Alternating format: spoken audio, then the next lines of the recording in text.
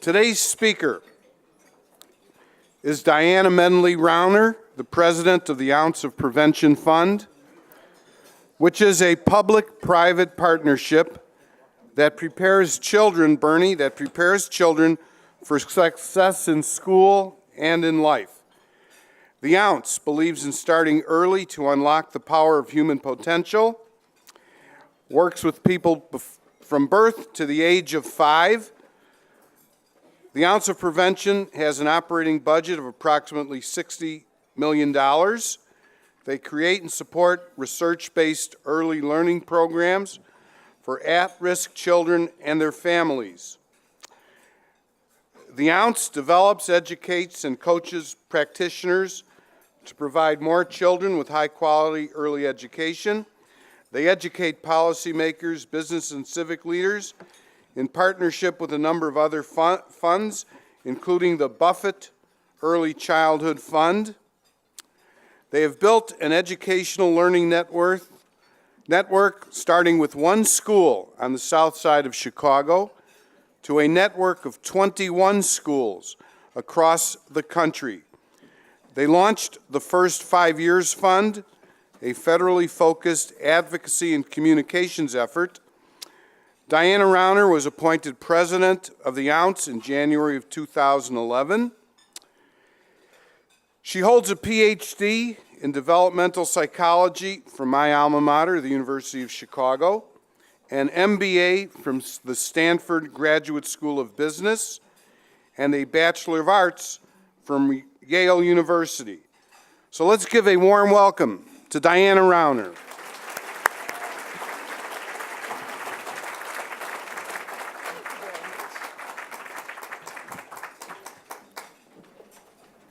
Thank you, Ed. And thank you to the City Club for having me here today. It's an honor to talk about an issue of great personal passion, but I think also tremendous importance to our state, an area of great strength and opportunity, early childhood development. You know, Illinois has built a tremendous early childhood education system, but we're ahead, but the rest of the country's catching up, and the world is changing here at home. So today, what I'd like to do is talk about 3 things. First, the impact of very significant demographic changes in Chicago and across Illinois. Secondly, why the early years are such an important opportunity for investing in human capital. And third, how urgent the need is to prioritize these investments even as resources become more scarce. So let me start with the demographic changes. First, we can see that poverty in our state among the youngest children has actually increased since the recession. Again, these are the most vulnerable and the youngest children, and we are not going in the right direction, guys. Also, quite interestingly, the place where poverty is happening has changed. So poverty in the city of Chicago since 2000 has increased by about 14%. In the suburbs, it's increased by 99%. There are now more poor people, twice as many poor people, in the suburbs of Chicago as in the city of Chicago. So this is due to a lot of things. Clearly, we know about the transformation of the Chicago public housing system, but it's also the case that suburban mortgages were easier to get. Housing costs are cheaper in the suburbs. The immigrant population has moved to the suburbs, and the suburbs were also really hard hit in the recession. Construction and other sectors really declined. So when we look statewide, what we see is, first of all, this is again 09 to 14, we see that overall increase in poverty, and we see the movement of poverty to the suburbs and the persistence of poverty in the rural areas. I'd like to stop for a minute and talk about what this means in real terms in terms of services to children and families. Services in a city are easier to access. In the suburbs, we have to think about transit. How do people get to services? How do people get to their supports? This is true in the rural areas. The schools and other programs in the suburbs and in the rural areas are not likely to have the capacity to serve children in poverty. And these changes are happening very, very quickly. It's also really important to acknowledge, and we at the Ounce have been working in partnership with community-based agencies across the state for 35 years. It has always been the case that the capacity to run programs is not necessarily where the people are. There's far more capacity in the city of Chicago, far more human capital to support the programs that serve people than there are in the rural counties and in the suburbs. And the challenge that we're facing right now is that as the demographic changes shift precipitously, we don't have the capacity in the suburbs and in the rural counties to handle it. Okay, that's poverty. Now let's look at diversity. English language learners, again, an enormous change across our country and across our state. In our state, the population of English language learners has gone up by 25% over the last decade. Now, interestingly, in fact, the population of English language learners in the city of Chicago has declined by 6%, whereas it's grown by 52% across the rest of the state. So again, think about what that means in terms of service and capacity. School districts across the suburbs and in the rural counties are scrambling to find certified English language learning teachers who can serve these populations. And this is, interestingly, particularly, of course, the youngest children are the leading edge of demographic change. We have over 200,000 Spanish-speaking children under the age of 5 in our state, not to mention tens of thousands who are speaking Arabic, Chinese, Urdu, Polish, Hindi, and we do not have the capacity to do what we know is developmentally appropriate to serve these children in our education system. This trend is statewide, it's happening rapidly, and we know that building that capacity is particularly challenging outside of Chicago.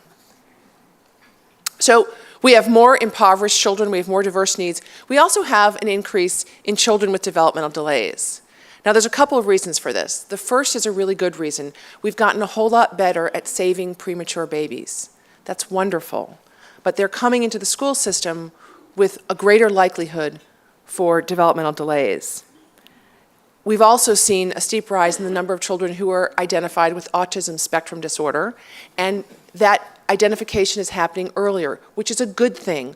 Early intervention is a really, really good thing. It's just that it costs a lot of money and it takes a lot of capacity. And then finally, we know that children exposed to poverty, to homelessness, in child welfare or in other at-risk circumstances are more likely to experience developmental delays. We have a budding and terrifying crisis that's beginning in our rural counties of babies born to opioid-addicted mothers. Nobody knows what those children are going to need. Now, national data on disability preference right now would suggest that about 13% of children birth to 3 are experiencing developmental delays and would benefit from early intervention services. We in our state are serving about 4% of them. So many children are remaining unidentified, and many children are identified, but there is no service available for them. Again, because the human capacity, the speech-language therapists, the occupational therapists, the people that do this work are not evenly distributed where the kids are. And then finally, our most disadvantaged in this state and across the country have not recovered from the Great Recession.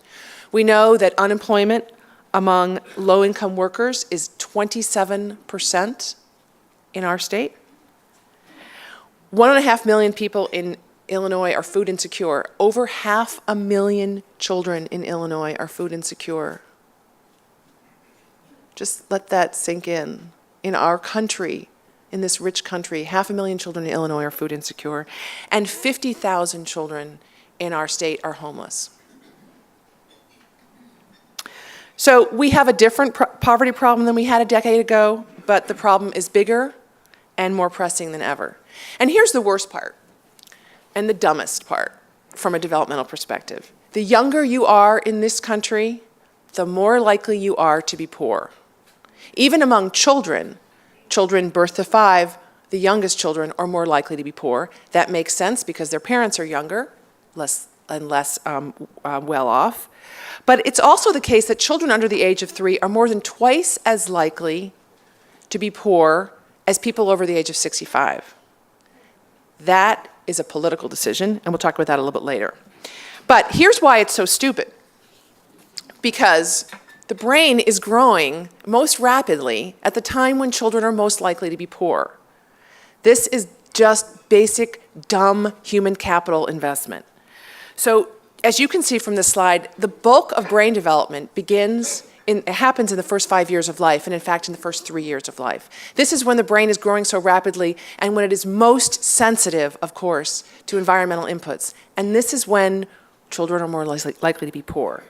So let me take just a little bit more time to talk about what's going on in the brain and why it's so important that we think about these first early years and the impact that high-quality environments, or for that matter, poverty can have in these first early years.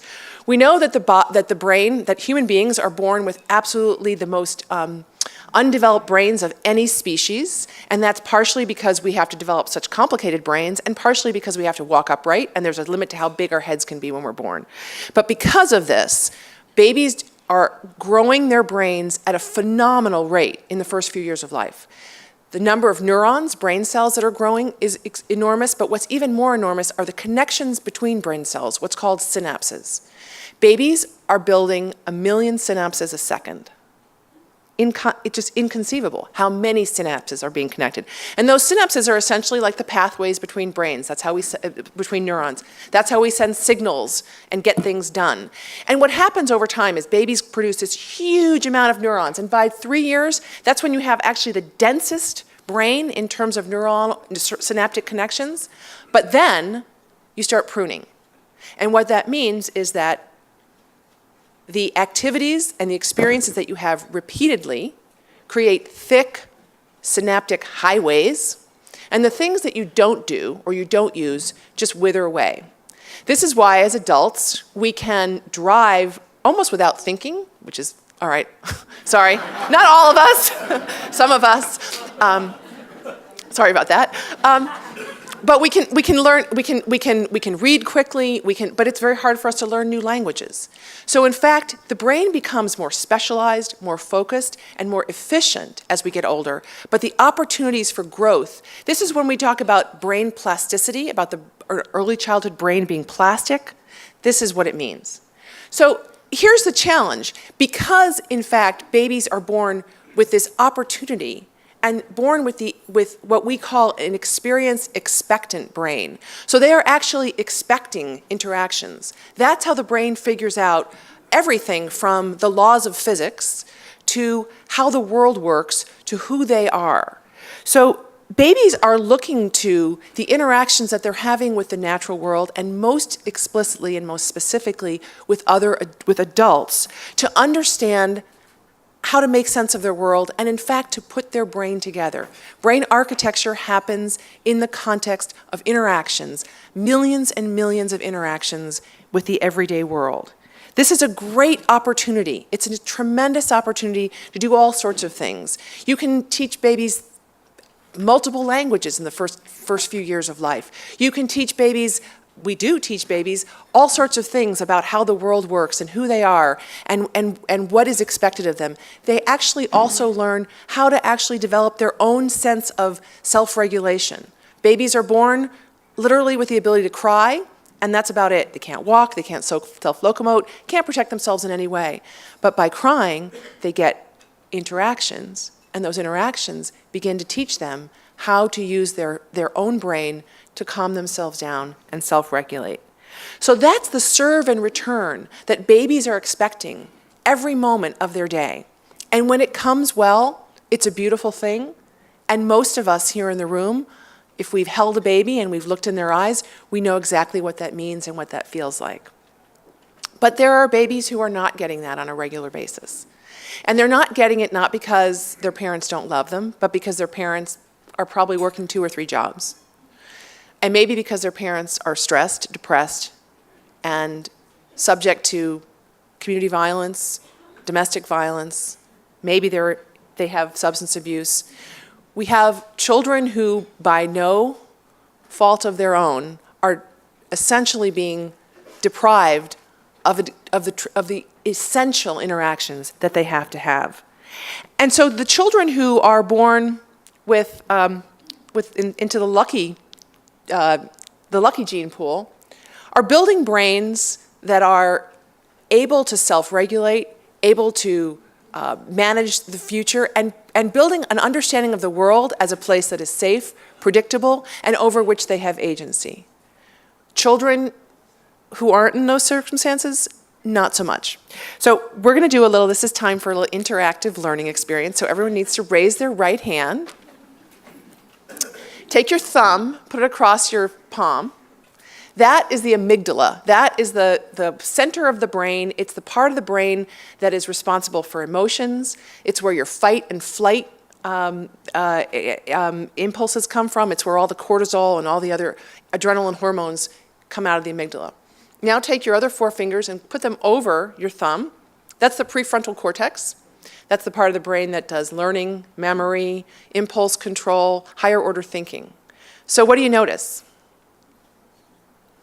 It's all connected, right? The amygdala is touching the prefrontal cortex. You don't get to just turn the amygdala off and use your prefrontal cortex.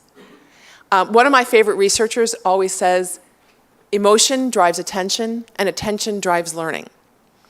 So think about this in the context of a baby who doesn't have an efficient stress response system. The baby who maybe hasn't been picked up every time he's cried, or maybe when he's picked up, he's yelled at or shaken, and becomes more dysregulated, more frightened.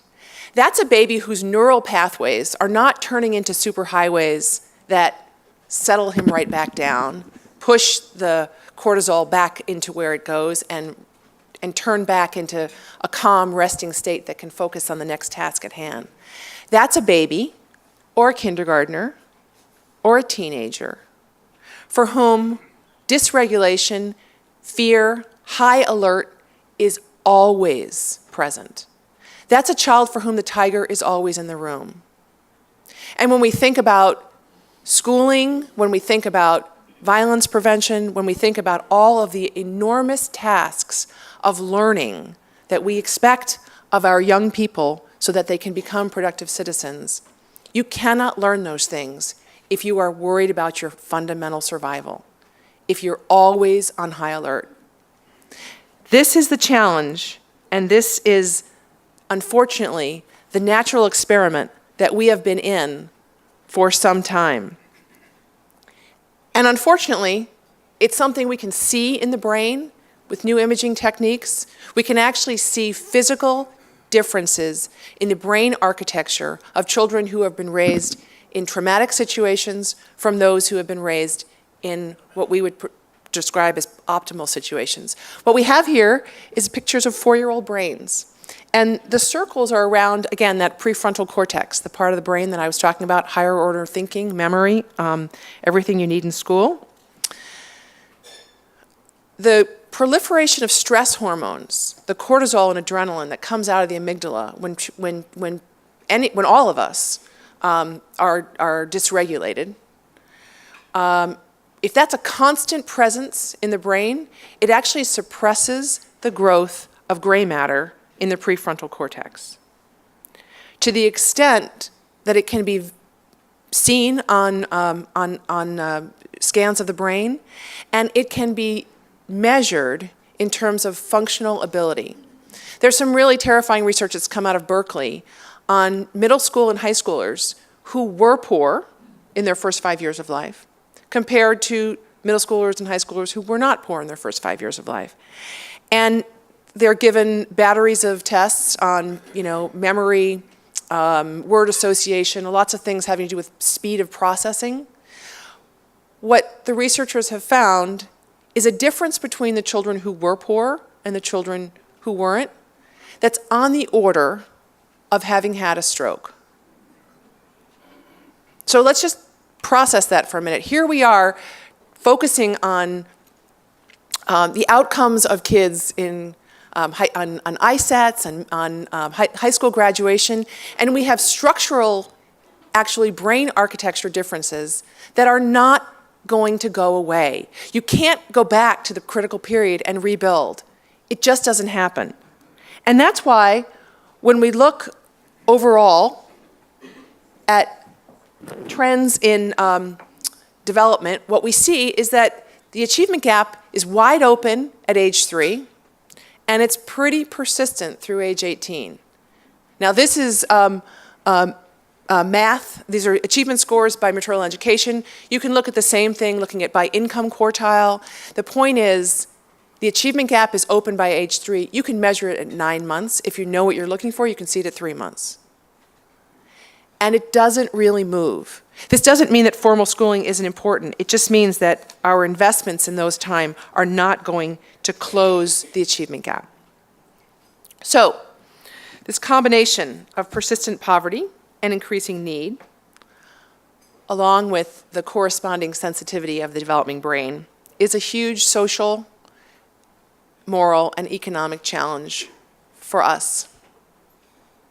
We can't continue to pretend that formal schooling is going to close the achievement gap. We can continue to focus on improving K-12 schools, but if we're not thinking about the children and their capacities when they come in, we're always fighting a losing battle. Now, fortunately, there is actually a wide body of research that demonstrates that early interventions do work. This is a list of the profound life impacts of early childhood interventions, and it's an assortment of randomized control research that's been done over decades to demonstrate the power of investing early and the impact of early investments. Many of you have probably seen this slide. If you've ever hung around the ounce, we spent a lot of time with this slide. This is actually research that our friend Jim Heckman, Nobel laureate in economics from the University of Chicago, has done. And actually, Jim came to this work, he's a labor economist, he came to this work because he was asked to unwind the job training programs from the Clinton administrations in the 90s that actually had negative returns on investment, as in the programs cost more than people ever learned from them. And just out of idle curiosity or intellectual curiosity, Jim went back and thought, well, where do investments in the life cycle actually have, in human capital, when do they have the greatest impact? And he went back, all the way back to early childhood. Now, Jim doesn't want to talk about anything after the age of 2 and parents. That's all he's interested in. And the reason for that is quite clear. It's because, in fact, just as we saw in the brain architecture, it's always great when, economic research aligns with brain research and scientific research.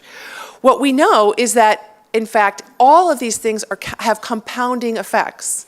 All you finance folks love to talk about compounding, right? So that's essentially what Jim had found, is that skill begets skill. We can see it in the brain architecture. A strong brain builds a brain that can do more, and children actually are compounding the benefits by their own actions. That's why it's so profound to invest in the first couple of years of life, because there's so much opportunity to build on that across the life cycle. And it's interesting, some of this research that's very interesting, and I think just going back here, you'll see some of these, well, maybe not, yep. You'll see some of these impacts actually are impacts over long periods of life. So one of the things that Jim did is went back to an intervention from the 70s called the Abecedarian Project, which is a lot like our Educare project. In fact, I should say our Educare project is a lot like Abecedarian because we learned a lot from that. But what he went back to find is it was not a health intervention, it was an early childhood education intervention. But he looked at the recipients of that when they were in their 40s and 50s and found tremendous differences in their health outcomes: obesity, diabetes, substance abuse, healthy lifestyles, and found that the subjects who had received the intervention were far healthier than the control group. This wasn't because there was anything that was done at that time so much as they actually built more capable, stronger lives out of the experience that they had at the beginning. So other research has found that with high-quality early childhood experiences, people are more likely to have higher incomes, to own a home, to stay out of the criminal justice system, to avoid teen pregnancy, to go on welfare, to need special education. It's a pretty long litany of positive outcomes. So this is a really important time. I hope you would agree. And here's how we fund it. It's a total mess. You know, this is the challenge. You know, if you go back to that interactive learning experience, we don't have separate parts of our body for the family, the health, the brain, and yet we have a lot of different funding streams. And for families and for programs, this is how they experience it. Lots of funding streams coming from lots of different directions. The other thing I really, you know, this took us a long time to build this, but we're very proud of it because it also shows us it's color-coded. You can see the red is federal funds, blue is state funds, and the purple are blended funds. So I want to take a minute for you all to absorb how much of this is federal funds. What's not on here right now is Medicaid. But it's really important to acknowledge that a third of the children in our country are on Medicaid, and that Medicaid serves pregnant women and babies, and those are really, really important investments. And so we're all very concerned about what's going to happen there. Now, the other challenge here is that no one funding stream serves all of what a family needs. So everybody in our state is blending and braiding funding streams and working with different agencies and different services. There's just a huge amount of work that goes in to putting all of this together.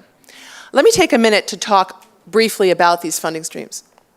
So first and foremost, well, maybe not. Let's see. Yeah, okay. We have the Early Childhood Block Grant. This is a state education funding stream. As you can see, it's almost about $500 million. It's at its highest level ever. Then we have home visiting funds and early intervention funds. These are also state funds. Then we add to that a big enchilada, and that is childcare. And childcare is a blend of state and federal funds. Again, we're at our highest levels ever in this. Then we have Head Start, which is a federal program, federal to local. And then way up on the top, we have actually seen a significant amount of increase in federal funds for early education in the last, during the Obama administration. And those are coming to an end, and that will have some significant impact to us as well. What I'm trying to show you here is this is a pretty complicated system. It's a system that depends both on the health of our state and on federal funds. And if you put this in the context of the opportunity and the need, it's not nearly enough.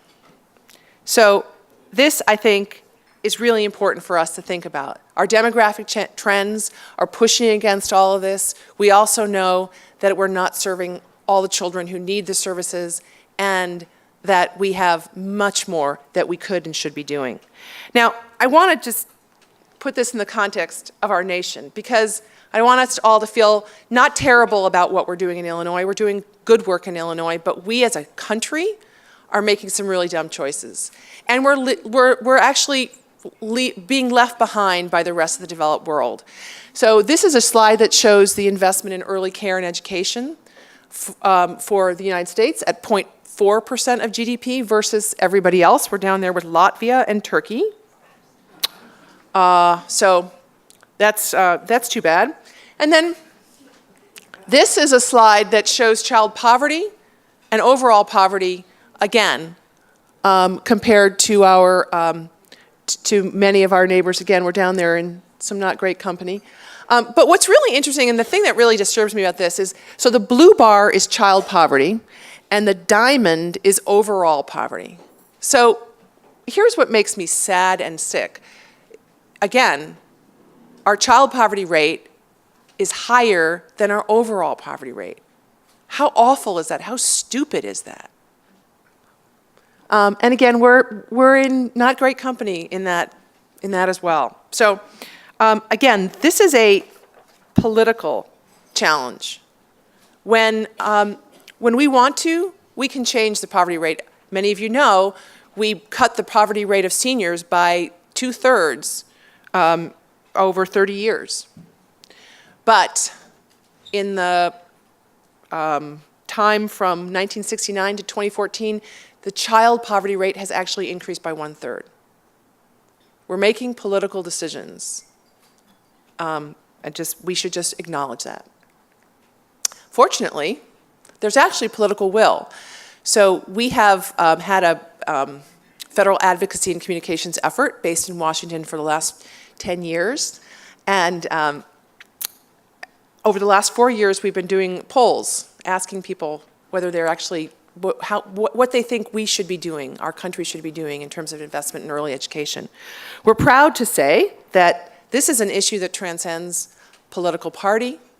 It actually transcends all kinds of demographics. There is really strong support for investment in early education. So we just have to get it done. And it's not just about money. And this is one of the things I do want to talk about. Here in Illinois, we have done a great job of building an early childhood system. And it's been due to the work of many in this room and many of the foundations that have supported early childhood education for a very long time. We've had a shared set of principles, not just about serving the most at risk, but about serving the most at risk with evidence-based, high-quality programs and supporting all of the infrastructure, professional development, research, data systems that support high-quality investments. And that has been, again, an ongoing public-private effort. We're proud to say that early childhood education has received great bipartisan support here in Illinois for decades. And that's very, very important, and it's why we have as good a system as we do. But there's so much more to do. So at the Ounce, we are, as Ed mentioned, a public-private partnership. We're solely focused on children in poverty from before birth through age 5. But we work in all of these spheres because we know that it actually takes program development, it takes professional development, it takes advocacy and policy, it takes ongoing research and continuous quality improvement, and all of the work to pull this system together and to make this a high-quality system. But babies can't wait. Every day, 1 million synapses, every second. Every day every fall, we have children going into kindergarten who aren't ready to succeed. And we owe it to them to make sure, and to us and to our future, to make sure that we allow them to succeed. So thanks very much. I'll stop here.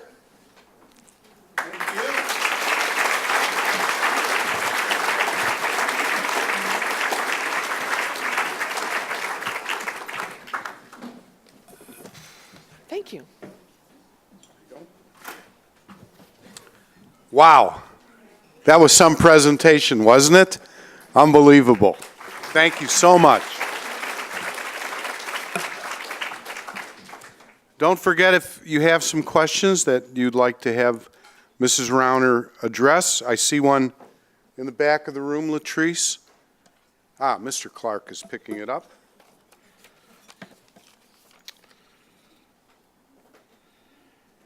This is from Kimball Lanier, MD, who's with Safe Haven IF Prevent.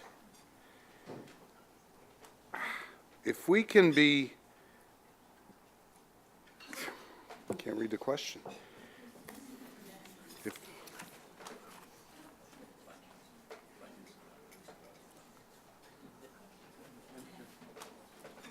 I can't either. Okay. Sorry. So we'll come back to that. Maybe we need print. This is from Karen Retan, City Club member, with the Public Health Institute of Metropolitan Chicago. What do you think the long-term, next 5 years impact of the budget impasse will be on social services in Illinois? Well, obviously, social services in Illinois have been under tremendous pressure over the last couple of years, and but I would also say social service programs have been under tremendous pressure for at least a decade. I know that we've been at the Ounce through a few cycles of late payments over the last decade, and we are all, I think, hopeful for a long-term solution that provides the proper funding for the social service programs that need it. Okay, thank you. This is from Robin Steens with the Steens Family Foundation. Has any state managed to streamline funding to more effectively support early childhood programs? Robin, you said you were going to give me easy questions. That's Robin, you can always count on her. That's not fair. Yes. I would say that there are states that have tried to integrate their funding streams and to integrate to create offices of early childhood development that bring more of those funding streams together. Now, some of the programs, like Head Start, are federal to local, and there's no getting around that. We have, I think, over the last few years, with the creation of the Governor's Office of Early Childhood Development, tried to ensure greater collaboration, but there's a lot more to do to ensure that the agencies are working together, and the hard work happens at the state level instead of at the local level. So there's a lot more we can do, and there are states like Connecticut and Pennsylvania that have experimented with models, and we at the Early Learning Council, I should make you answer this, Phyllis. Why? We're looking at other opportunities for how we can do that. Thanks. Thank you. Remember, that was Robin Steen, S-T-E-A-N. Okay. This is from Lee Rubenstein with the Civic Leadership Foundation. Metrics for organizations dealing within the realm of socio-emotional issues are difficult. Any suggestions on how to address this when facing funders? Yeah, no, I think that's really true. We always we value what we can measure, and it's much easier to measure vocabulary or achievement test scores than it is to measure social emotional development. There are actually newer ways of measuring that, and we have tried some of those. There are also good proxies. Attendance is a pretty good measure of how parents and children are doing. So there are behavioral measures that matter a lot, but it's an area actually that continues to need research without question.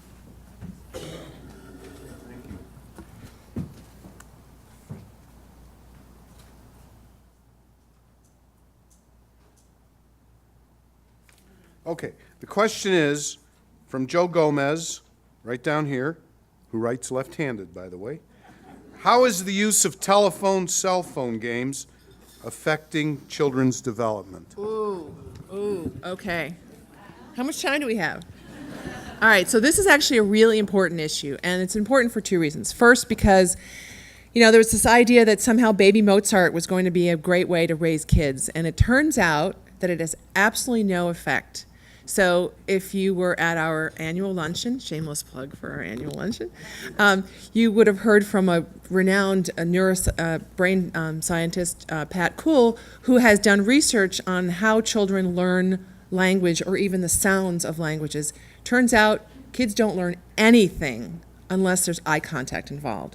So a child in front of a television or a computer screen will not absorb anything, even if it's exactly the same material that is presented by a live human being, or for you grandparents out there, if you're on Skype with your grandchild, it still works.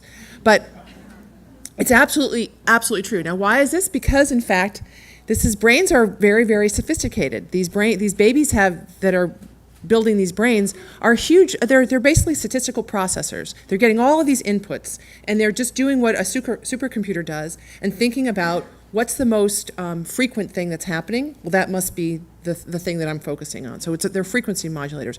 But they only turn the computer on when they have eye contact. So social interaction is a gateway for brain development. Without that, nothing's happening. They're not paying attention. That's number one. The other part of your question, though, which is the really saddest part, and this is also something you can see on some pretty scary films, is what happens when adults disassociate. And I'm very pleased that not many of you are on your cell phone right now, but all of us have a really bad habit of looking at that thing and kind of going away from wherever we are in the present. And it's kind of fine when you're sitting next to your spouse who's old enough to tell you to stop. But if you go into McDonald's or I'm not picking on McDonald's. Go into anywhere where you see parents with very, very young children, and sometimes pre-verbal children, and you see the parent on her cell phone, and that child is going to make a bid for attention. And sometimes the bid for attention will be something that the parent doesn't want.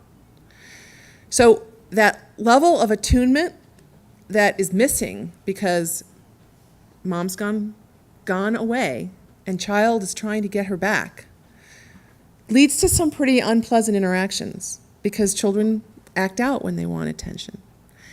And so when we think about, we're all guilty of this, and I don't know about you, but my kids sometimes say, get off your cell phone. It's easy to do when you're 20, harder to do when you're 2. That's probably more than you want to hear, but it's a serious problem.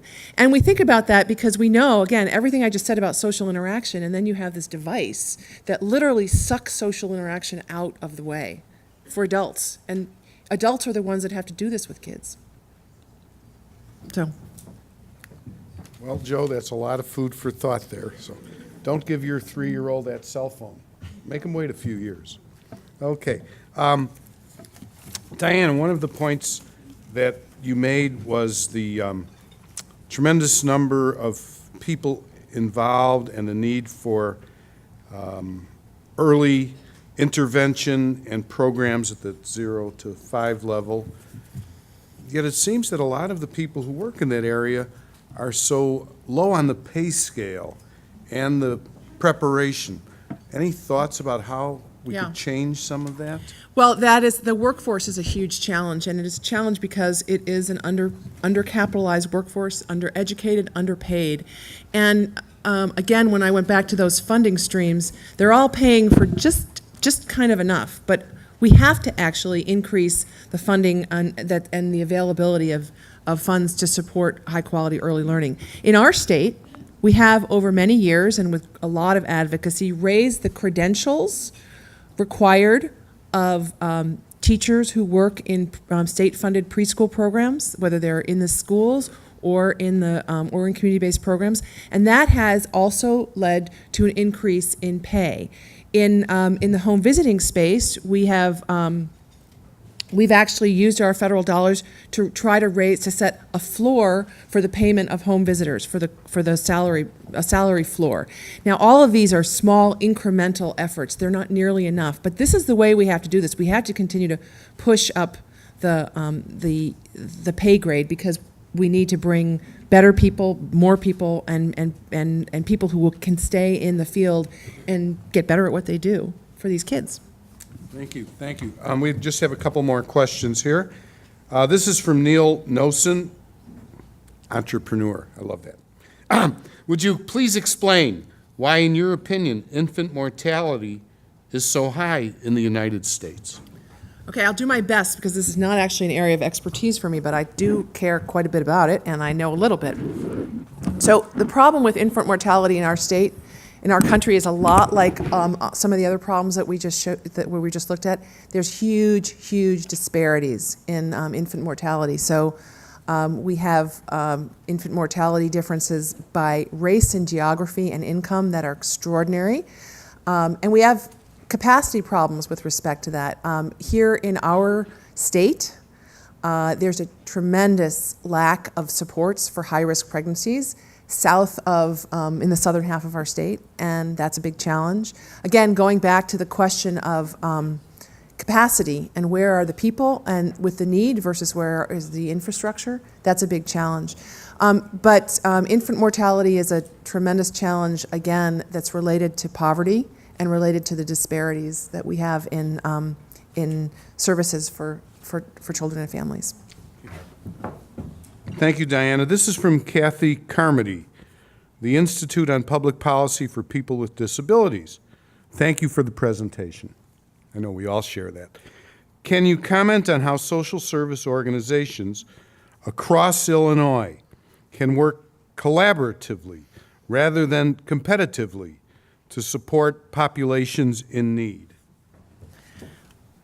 Well, I think one of the things we're very hopeful for is that the more community-level collaboration we can get, the better. the more we can think about communities, in a sense, not competing for clients, but rather having coordinated intake and coordinated referral systems, the better. And that's a big focus of some of the work that we've been trying to do in piloting across the country, across the state. Great. Final question. From Dr. Sonia Boone with the Feinberg School of Medicine at Northwestern University. Where are you, Dr. Boone? Great. Could you discuss how the mental health of mothers are addressed and what programs are being accelerated to improve health and mental health in a short period of time? Well, that's a really important question, and it's mental health of mothers and also mental health of teachers and the caregivers who are working with kids. We know that many, I think some of the research suggests that as many as 50% of mothers who qualify for Head Start are depressed.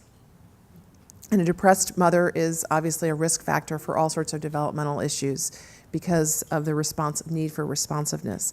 So it's a really important issue. And it's one of the things that we know that home visiting programs and other programs that work directly with families can provide is support for mental health needs and referral. But again, we tend not to have the capacity to serve all those that need it, and so we have to do more to provide those supports and those services. One of the things that we're most proud of in our state is we are a leader in early childhood mental health services, and we have, thanks to the leadership of the Irving Harris Foundation, we have in our state really piloted and developed the use of early childhood mental health consultants in early childhood programs that can work with teachers and with families to help children who are usually little canaries in the coal mine in terms of their behavior, support their development and their behavioral health. Okay, and I guess one final question. I didn't know if we would ask this, but several weeks ago on one of the news stations, there was a story about your temporary living quarters on the state fairgrounds, and there were some critters living under the porch or something. Are they out? The foxes are gone. Now we just have hedgehogs. Ah, okay. Great. Let's give Diana Rauner a big round of applause. Thank you so much. Don't leave.